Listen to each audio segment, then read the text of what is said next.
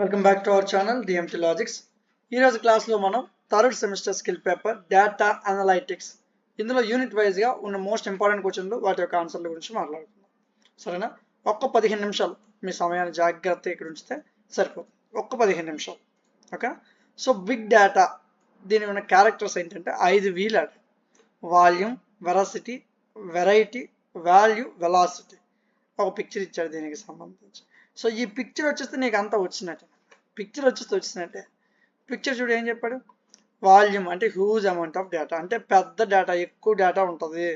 So many sources అంటే business process అయినా అవని, మిషన్స్ అవని, సోషల్ మీడియా, ఈ వాట్సాప్, ఇన్స్టాగ్రామ్, యూట్యూబ్, అవే నెట్వర్క్స్, ఇంటర్ రియాక్షన్స్, ఫేస్బుక్ అనేది అప్రాక్సిమేట్గా బిలియన్ మెసేజెస్ని 4.5 billion times like buttons record చేస్తుంది. 350 మిలియన్ న్యూ పోస్ట్స్ అనేవి ఎవ్రీడే అప్లోడ్ అవుతున్నాయి. ఇదంతా ఏంటి? Big data. ఇదంతా ఏంటి? వాల్యూమ్. అంటే ఎంత డేటా ఉందరా అంటే చాలా ఎక్కువ డేటా ఉంది. అంటే నువ్వు ఇక్కడ ఎన్ని పాలు ఉన్నాయంటే 5 లీటర్ల పాలు అంటే ఏం చెప్పావు? వాల్యూమ్ చెప్పావు. అదేవిధంగా డేటా ఇక్కడ ఏంటంటే బిగ్ వాల్యూమ్, చాలా ఎక్కువ వాల్యూమ్లో ఉంది. డేటా గ్రోత్ రోజు రోజుకి ఎలా పెరిగిపోతుంది అనమాట. Next variety. సో అంటే ఇందులో స్ట్రక్చర్డ్, అన్స్ట్రక్చర్డ్, సెమీ స్ట్రక్చర్డ్ ఇలాంటి వేరు వేరు సోర్సెస్ నుంచి వేరు వేరు రకాల డేటాను మనం తీసుకుంటూ ఉంటాం. కొన్ని పీడిఎఫ్లు అంటాము, ఆడియోలు అంటాము, వీడియోలు అంటాము, ఎస్ఎంఎస్ ఫోటోలు అంటాము, ఈమెయిల్స్ అంటాము, కొన్ని ఫామ్స్ అంటాము. ఇది ఇందులో ఉన్న రకాలు దానికి సంబంధించిన పిక్చర్. ఓకేనా? సో స్ట్రక్చర్డ్ అంటే ఏంటి? స్ట్రక్చర్డ్ అంటే టేబులర్ ఫామ్లో ఉన్న డేటాని స్ట్రక్చర్డ్ అంటారు. సెమీ స్ట్రక్చర్స్ అంటే ఎక్స్ఎంఎల్, సిఎస్వి, టిఎస్వి, ఈమెయిల్ రూపంలో ఉన్నటిని సెమీ స్ట్రక్చర్డ్ అంటారు. అన్స్ట్రక్చర్స్ అంటే ఏవైతే ఆడియో ఫైల్స్, ఇమేజ్ ఫైల్స్ ఉన్నాయో వాటిని అన్స్ట్రక్చర్స్ అంటారు. నెక్స్ట్ క్వాసి స్ట్రక్చర్డ్ అంటే ఏవైతే టెక్స్చువల్ డేటాను కలిగి ఉంటాయో, అంటే ఇన్కన్సిస్టెంట్ డేటా ఫార్మాట్స్ని కలిగి ఉంటాయో వాటిని క్వాసి స్ట్రక్చర్డ్ డేటా అంటారు. ఎగ్జాంపుల్గా వెబ్ సర్వర్ లాగ్స్. ఈ లాగ్ ఫైల్ అనేది క్రియేట్ అవుతుంది, ఒక సర్వర్ ద్వారా మెయింటైన్ అవుతుంది, ఇందులో చాలా యాక్టివిటీస్ జరుగుతుంటాయి. దీన్ని క్వాసి స్ట్రక్చర్డ్ డేటా అంటారు. మూడోది ఏమన్నాడు చూడు ఒకసారి, బొమ్మ చూడు ఒకసారి. వాల్యూమ్ అయిపోయింది, వెరాసిటీ అయిపోయింది, వెరైటీ మాట్లాడాం నాన్న. ఇప్పుడు వెరాసిటీ, అటు నుంచి ఇటు మాట్లాడడం కొద్దిగా చూసుకోండి. వెరాసిటీ అంటే డేటా ఎంత రిలయబుల్గా ఉంది, అంటే డేటాని ఫిల్టర్ చేసి ట్రాన్స్లేట్ చేయడం అనమాట. అంటే ఒక డేటాని హ్యాండిల్ చేయడం లేదా మేనేజ్ చేయడం. బిగ్ డేటా అనేది బిజినెస్ డెవలప్మెంట్కి చాలా యూజ్ అవుతుంది. Facebook post with hash tags వాడతావు కదా, దాన్నే వెరాసిటీ అంటారు. నెక్స్ట్ వాల్యూ అంటే బిగ్ డేటా యొక్క క్యారెక్టరిస్టిక్ అని చెప్తూ వచ్చాడు. అంటే నువ్వు ఒక స్టోర్లోనూ ఏదో చేసే డేటా కాదు ఇది ఒక చాలా వాల్యుబుల్ డేటా. దీనివల్ల నువ్వు ఒక స్టోర్ ఉందనుకో, నువ్వు దాని డేటా యూజ్ చేసుకుని అనలైజ్ చేసుకుని నీ వాల్యూని పెంచుకోవచ్చు. సో డేటా వాల్యూ చైన్ అనేది ఇక్కడ పిక్చర్ మీకు ప్రొవైడ్ చేసాం. ఇవన్నీ పీడిఎఫ్లో ఉంటాయి అన్న. పీడిఎఫ్ మీకు పీడిఎఫ్ అనేది యాప్లో ఇచ్చాను. App name DMT logics, play స్టోర్లో ఉంటుంది, డౌన్లోడ్ చేసుకోండి. వెలాసిటీ అంటే ఒకరి నుంచి ఇంకొకరికి ఇంపార్టెంట్ రోల్ ప్లే చేస్తుంది. వెలాసిటీ అనేది ఏం చేస్తుందంటే డేటా స్పీడ్ని పెంచుతుంది. అంటే ఈ డేటా సెట్స్ ఏవైతే స్పీడ్ ఉందో, రేట్ ఆఫ్ చేంజ్ కానీ, యాక్టివిటీ బర్స్ట్ కానీ ఇవన్నీ కూడా లింక్ చేసుకుంటూ వెళ్తుంది. దీని యొక్క ప్రైమరీ ఆస్పెక్ట్ ఏంటంటే డిమాండింగ్ డేటా ర్యాపిడ్లీ. అంటే ఎవరైతే ఎక్కువ డేటాను మనం డిమాండ్ చేస్తాం కదా, మనం గూగుల్లోకి వెళ్ళి అడుగుతామా అంటే దాని అర్థం ఏంటి? డిమాండ్ చేస్తాం అంటే అప్పుడు మనకి బిగ్ డేటాయే మనకు కావాల్సిన డేటాని ప్రొవైడ్ చేస్తుంది. సో దీని యొక్క వెలాసిటీ రాను పెరుగుతూ వచ్చింది.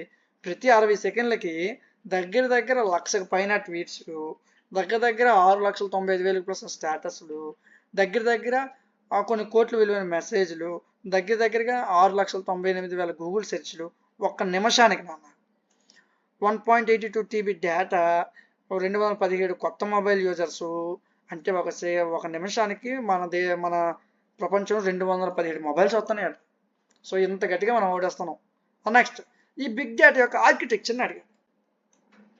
సో దీని యొక్క ఆర్కిటెక్చర్ మాట్లాడుకున్నట్లయితే ఫస్ట్ దీనికి సంబంధించి ఇక్కడ ప్రొవైడ్ చేశాను పిక్చర్ని. ఈ పిక్చర్ మీరు ఖచ్చితంగా ఎగ్జామినేషన్లో మెన్షన్ చేయాలి. సరే, middle batching data or big data based source or at rest is a data processing situation. Data processing సిచ్యువేషన్లో ఈ బిగ్ డేటా బేస్డ్ సోర్సెస్ ఏవైతే ఉన్నాయో అవి రెస్ట్ పొజిషన్లో ఉంటాయి.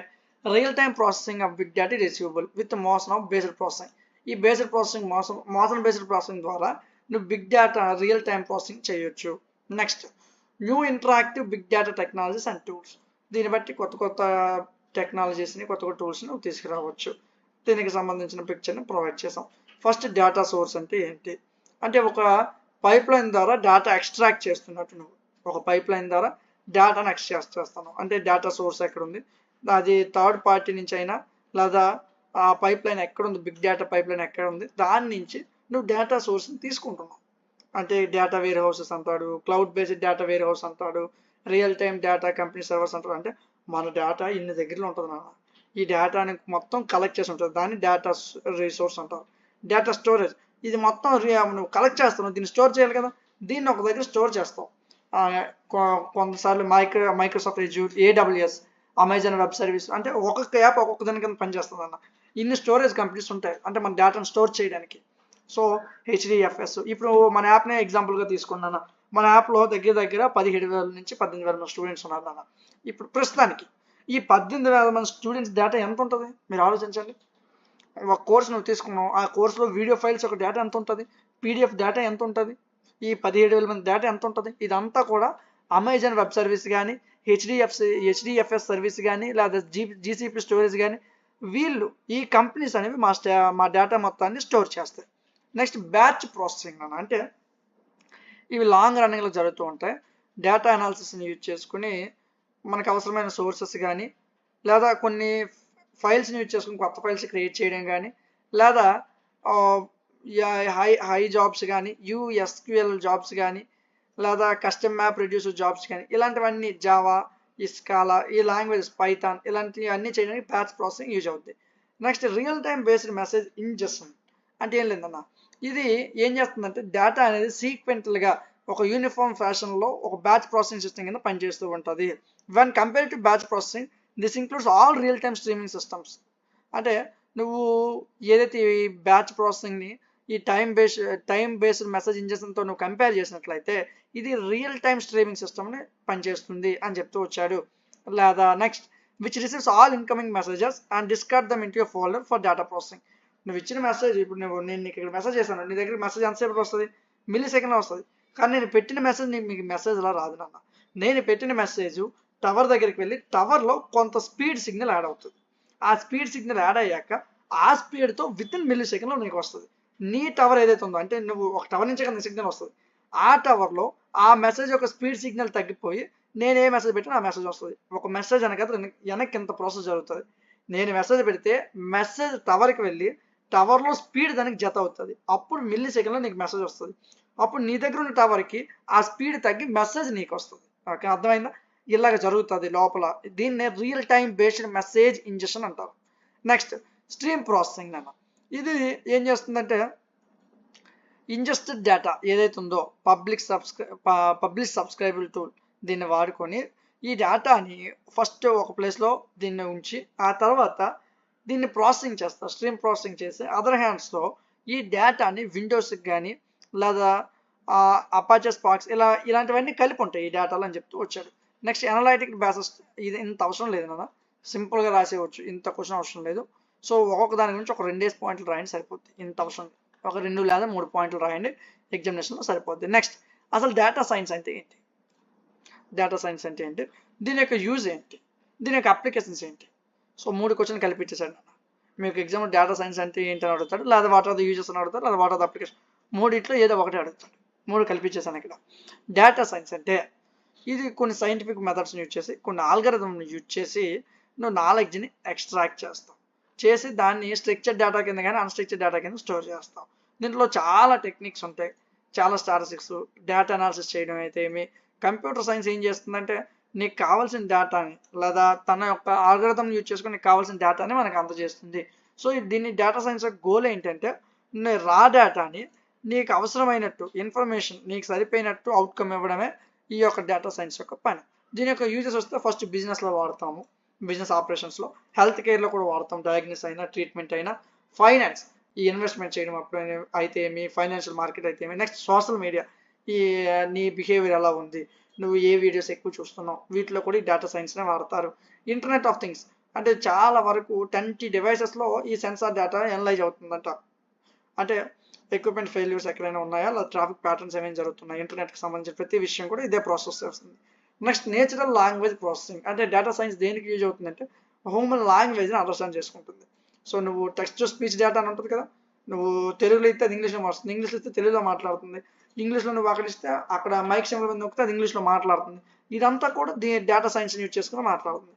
దీని అప్లికేషన్స్ ఇంటర్నెట్ సెర్చ్ రిజల్ట్స్ గూగుల్లో వాడతాము, స్పాటిఫైలో రికమెండేషన్ ఇంజిన్, నెక్స్ట్ గూగుల్ అసిస్టెంట్లో డిజిటల్ అసిస్టెంట్ కింద పనిచేస్తుంది, వైమోలో డ్రైవింగ్ వెహికల్ కింద పనిచేస్తుంది, జీమెయిల్లో స్పామ్ ఫిల్టర్ కింద పనిచేస్తుంది. నువ్వు జీమెయిల్కి నీకు ఏమైనా మెయిల్స్ వచ్చాయనుకో అవి స్పామా కాదని నువ్వు చెప్పు, ఆటోమేటిక్గా జీమెయిల్లో దాన్ని కలెక్ట్ చేసుకుని వెళ్ళిపోద్ది. సో ఈ విధంగా కూడా మనకి డేటా సైన్స్ పనిచేస్తుంది. ఫేస్బుక్లో ఎలా పనిచేస్తుంది, బూస్టన్ డైనమిక్స్లో ఎలా పనిచేస్తుంది, యూట్యూబ్లో ఆటోమేటిక్ పైరసీ డిటెక్షన్ కింద పనిచేస్తుంది. ఓకే, సో దీంట్లో డేటా సైన్స్ లాస్ట్ క్వశ్చన్ వచ్చేసరికి అడ్వాంటేజెస్. డేటా సైన్స్ యొక్క అడ్వాంటేజ్ ఏంటంటే ఇంప్రూవ్ డెసిషన్ మేకింగ్. అంటే ఈ డేటా సైన్స్ యూజ్ చేసుకుని నీ దగ్గర చాలా డేటా ఉందనుకో, నీ బిజినెస్ డెసిషన్స్ ఎలా తీసుకోవచ్చు, నీ యొక్క బిజినెస్ని ఏ విధంగా హై పర్ఫార్మెన్స్లోకి తీసుకెళ్ళచ్చు, ఇలాంటివన్నీ కూడా ఈ డేటా సైన్స్ వల్ల యూజ్ అవుతాయి. Next predictive modelling. ఈ డేటా సైన్స్ని యూజ్ చేసుకుని ఫ్యూచర్లో రాబోతున్నప్పుడు కస్టమర్ బిహేవియర్ ఎలా ఉంటుంది, కస్టమర్కి ఎలా సేల్ చేయాలి, దీని అవుట్కమ్ ఏంటి, ఇలాంటివన్నీ తెలుస్తాయి. ఆటోమేషన్. ఇప్పుడు మీకు ఒక 25,000 స్టూడెంట్స్ ఉన్నారు కదా, 25,000 మెసేజ్ పెట్టాలంటే డేటా సైన్స్ యూజ్ చేసుకుని నేను మెసేజ్ పెడతాను. అంటే ఒక మెసేజ్ పెడతాను, మీకు 25,000 మందికి ఆ మెసేజ్ వెళ్ళిపోతుంది. దీన్ని ఆటోమేషన్ అంటారు. అంటే నీ టైం సేవ్ చేసుకొని నువ్వు అనుకున్న పనిని చాలా వేగంగా చేయగలవు. Next personalisation. అంటే కస్టమర్ యొక్క ఎక్స్పీరియన్స్ ఎలా ఉంది, నీ ప్రొడక్ట్ యొక్క అడ్వర్టైజింగ్ ఎలా చేసుకోవాలి, ఇవన్నీ కూడా డేటా సైన్స్ చెప్తుంది. Cost reduction. నెక్స్ట్ అంటే ఏం లేదా, సో ఒక అంటే ఇండస్ట్రీలో నీకున్న వాల్యూ ఏంటి, కాస్ట్ ఎంత తగ్గించాలా పెంచాలా, ఇవన్నీ కూడా దీన్ని బట్టి చెప్పొచ్చు, ఈ డేటా సైన్స్ని బట్టి. Fraud detection. సో ఈ డేటా సైన్స్ యూజ్ చేసుకుని మార్కెట్లో జరుగుతున్న ఫైనాన్షియల్ లాస్ అయితే ఈ ఫ్రాడ్ యాక్టివిటీస్ కానీ ఇటన్నిటి మనం చేయొచ్చు. కస్టమర్ సర్వీస్ నువ్వు ఇంప్రూవ్ చేయొచ్చు, ప్రోడక్ట్ ఇన్నోవేషన్ ఇంప్రూవ్ చేయొచ్చు అని చెప్తూ వచ్చారు. సో డేటా సైన్స్ అనేది ఖచ్చితంగా ప్రతి బిజినెస్లో యూజ్ అవుతుంది. ప్రతి పర్పస్లో కూడా డేటా సైన్స్ మనకు చాలా యూజ్ అవుతుంది. నువ్వు ఇప్పుడు గూగుల్లోకి వెళ్ళి నాకు ఒకటి కావాలని క్లిక్ చేసావు అనుకుందాం, ఫస్ట్ సపోజ్ వాచే క్లిక్ చేసావు, ఎన్ని వాచ్లు వస్తాయి, ఒక 20-30 వాచ్లు వస్తాయి. అంటే ఎక్కడ కూడా డేటా సైన్స్నే వాడతారు వాళ్ళు. సో డేటా సైన్స్ నీ చుట్టూ జరుగుతున్న ఎన్విరాన్మెంట్లో నువ్వు వాడుతున్న కంప్యూటర్లో, సో నువ్వు ఒకటి అడిగితే దానికి సంబంధించినవన్నీ వస్తున్నాయి అంటే అక్కడ డేటా సైన్స్నే వాడుతున్నారు. దాని గురించి మనం ఇంతసేపు మాట్లాడుకున్నాం అంతే, అంతకుమించి ఇంకేం లేదు కదా. ఒక పావు గంట చక్కగా కూర్చొని చదివితే ఈజీగా బొరికిపోతుంది. సొంతంగా రాసివచ్చు, నేను చెప్పింది వినండి, మీకు సొంతంగా ఎగ్జామినేషన్ రాయండి. ఓకేనా, నెక్స్ట్ క్లాస్లో మనం సెకండ్ ఇయర్తో కలుద్దాం. Thank you.